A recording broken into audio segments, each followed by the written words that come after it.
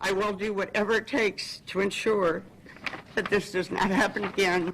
More than 3 years after tearfully promising to fix the problems that led to broken voting machines and long lines in past elections, Lee County's election supervisor is on the hot seat again, but for something else this time. This time she says criticism against her is all political. Take a listen to what she said today. I thoroughly believe and honestly believe that this was politically motivated. Just to discredit my office and myself as a supervisor. Lee County Election Supervisor Sharon Harrington, who's running for re-election this year, says she reached out to law enforcement after an associate of one of her challengers in the election claimed to have accessed information in her office that should have been secured. And now the Florida Department of Law Enforcement, or FDLE, has confiscated the computer and the cell phone of the man who says that he accessed that information in Harrington's office. For In Your Corner, investigator Warren Wright first broke this story 2 weeks ago and shows you tonight's twist. Warren?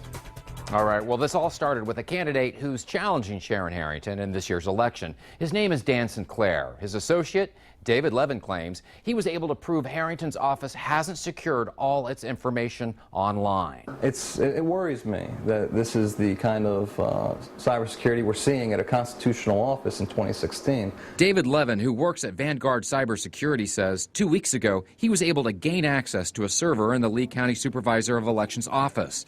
The server's technical name is Vote 1776.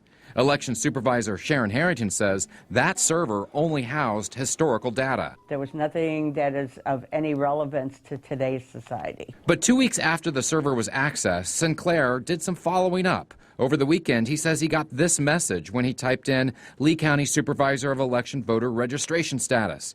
It was an error message, and he says once again it showed the same server, Vote 1776. He says that doesn't make sense if the server was just storing historical data. Clearly, that link shows that the server was still being used. This looks very much like a cover-up. I went straight to the election supervisor with Sinclair's claims, asking if her office was still using that server for anything other than historical data. She insists no. So he's saying that server, you guys were still using it.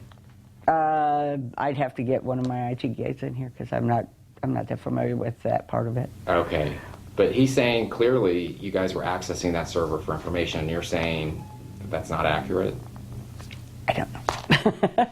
That's very technical. I'm not sure, because I know that they were aware of what was going on. I asked if I could speak with her IT team, and she said no. Harrington reported the initial accessing of the server to the sheriff's office, which informed FDLE. That agency is now investigating after confiscating Levin's computer and cell phone. And Harrington says since the FDLE is investigating, she can't make any more comments.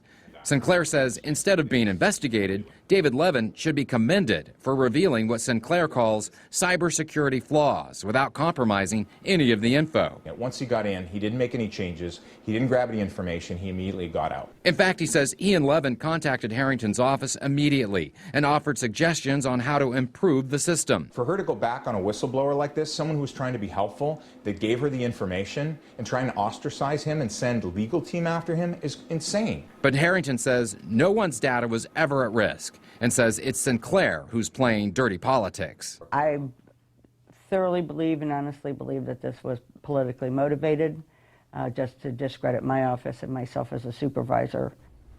I contacted FDLE and they won't comment on their involvement in this dispute. Harrington and Sinclair are just two of the candidates running for Lee election supervisor. Also on the ballot will be Carmen Salome, James Heffron, and Tommy Doyle. Public records show all 5 candidates are running with no party affiliation. The election day is November 8th. Warren Wright, Fox 4, in your corner.